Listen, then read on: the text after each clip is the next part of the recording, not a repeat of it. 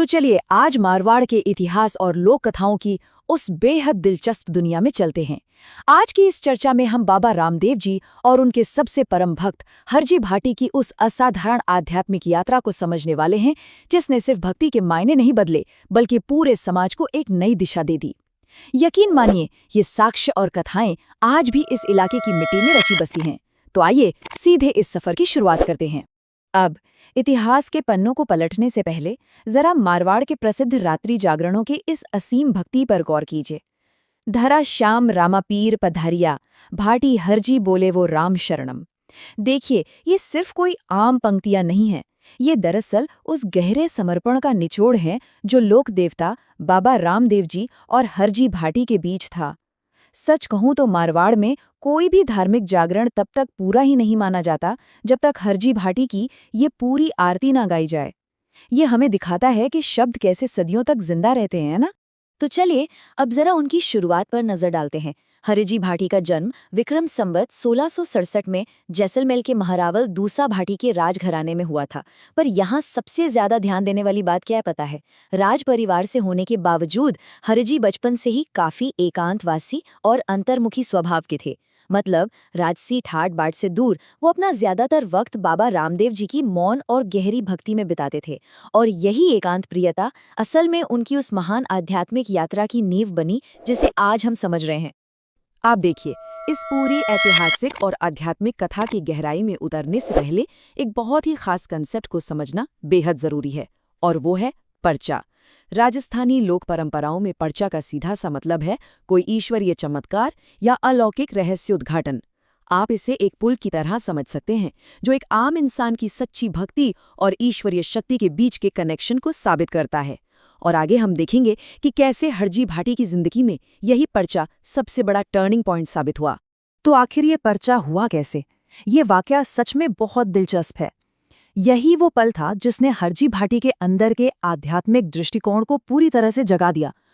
हुआ कुछ यूं कि एक बार जब हरजी अपनी बकरियां चरा रहे थे तो कुछ अजनबी वहां आए और उन्होंने उनसे दूध मांगा। अब हरजी ने एक ऐसी बकरी की तरफ इशारा किया जो दूध नहीं देती थी, एकदम बांझ बकरी।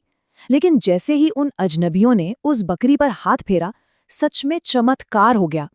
खाली बर्तन दूध से छलकने लगा और दूध था के खत्म होने का नाम ही नहीं ले रहा था।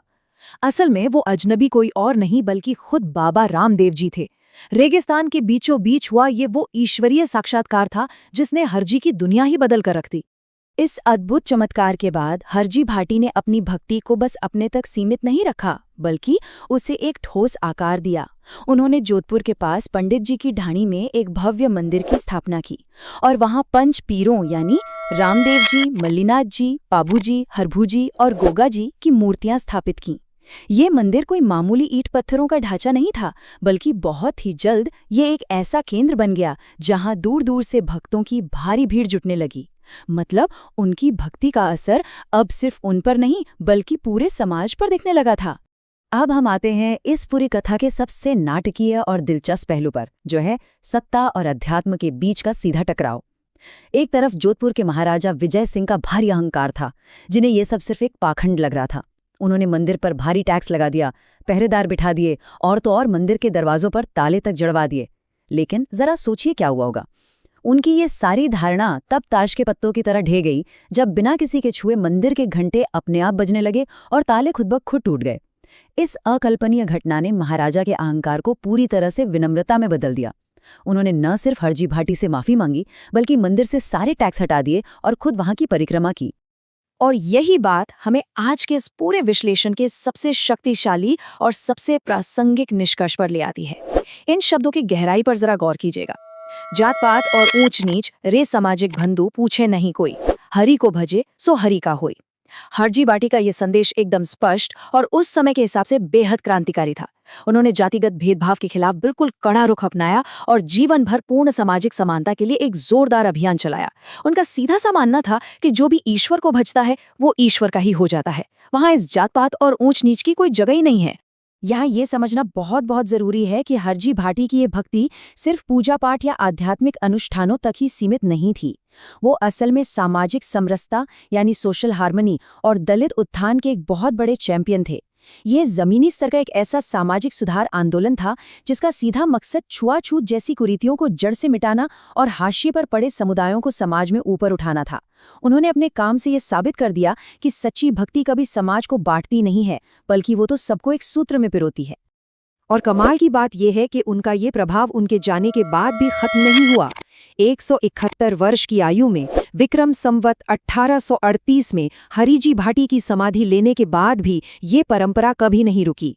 आप इस टाइमलाइन को देखिए, श्री दास जी, देवीदास जी, गंगादास जी से लेकर विक्रम संवत 2062 में रूपदास जी महाराज तक गद्दीपतियों की ये पूरी अटूट वंशावली हमें साफ तौर पर दिखाती है कि कैसे हरिजी भाटी की सामाजिक समरसता की इस शानदार विरासत को सैकड़ों सालों तक एक संस्थागत रूप देकर पूरी तरह से सहेज कर रखा गया है।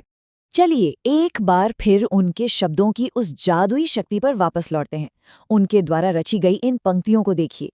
बाबा ज्योति ढूंढनी नीचो लेने वाला रूप। जब आप इन लयबद्ध छंदों को जोर से पढ़ते हैं ना, तब आपको उस गीतात्मक सुंदरता का असली एहसास होता है जिसने मारवाड़ की इस अनमोल सांस्कृतिक विरासत को आज तक जिंदा रखा है। ये जुगलबंदी में रचे गए भजन उनकी गहरी आस्था और ग्रामीण परिवेश की उस मिठास को बड़े ही खूबसूरत ढंग से पेश करते हैं, जो सीधे सुनने वालों के दिलों में उतर जाती है। भक्ति और संगीत का एक और बहुत ही खूबसूरत उदाहरण इन शब्दों में भी झलकता है। रुनीचा राजझालानी ढक घड़ी अजमल जीरा कमरा।